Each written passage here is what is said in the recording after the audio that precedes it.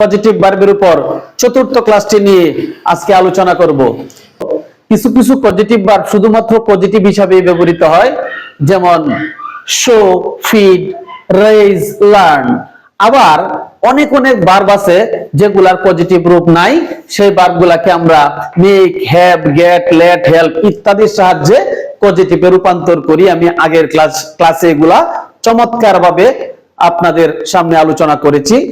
আবার কিছু কিছু ভার্ব আছে এগুলা কে বলা হয় দ্বৈত ক্রিয়া। এগুলা পজিটিভ হিসাবেও কাজ করে, আবার এগুলা ইনট্রানজিটিভ হিসাবেও কাজ করে। আবার যখন পজিটিভ হিসেবে কাজ করে তখন এগুলো অবজেক্ট গ্রহণ করে বিদায় এগুলাকে ট্রানজিটিভ ভার্ব বলা যায়। যেমন এক্সাম্পল দিলে ক্লিয়ার হবে। যেমন এখানে একটা সহজ উদাহরণ, দ্য গ্লাস ব্রোক, গ্লাসটা ভেঙে গিয়েছিল। যেমন এখানে কোনো অবজেক্ট নাই, তার মানে এখানে কোনো কর্ম নাই, এখানে এটাকে বলা হবে ইনট্রানজিটিভ ভার্ব।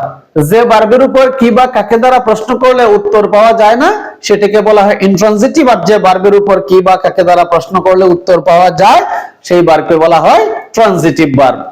পরের বাক্যেই দেখেন, যেটা আগে সাবজেক্ট ছিল নিচের বাক্যে গিয়ে সেটা অবজেক্ট হয়ে গেছে। তার মানে এখানে হি ব্রোক দ্য গ্লাস, এখানে হি একজন ব্যক্তি, সে সাবজেক্ট, সে গ্লাসটা ভাঙার কজে পরিণত হয়েছে, এই জন্য এটাকে বলা হয় কজেটিভ ভার্ব।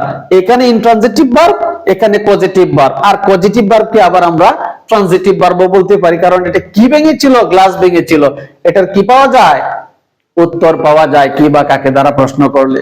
এরকম ভাবে আমরা যদি মনে করি আরেকটি ভার্ব পড়ি, দা চাইল্ড, শিশুটি গ্রোজ ফাস্ট, শিশুটি দ্রুত বেড়ে উঠছে।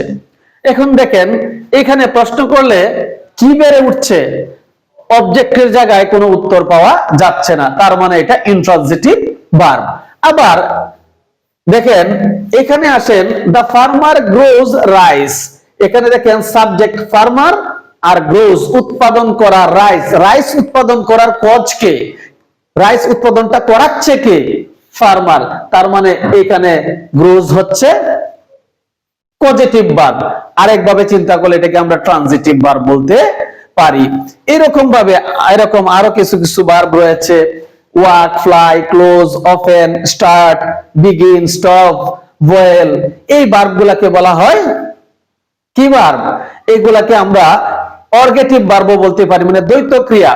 এগুলা ইনট্রানজিটিভ হিসেবেও কাজ করে, আবার এগুলা পজিটিভ হিসেবেও কাজ করে।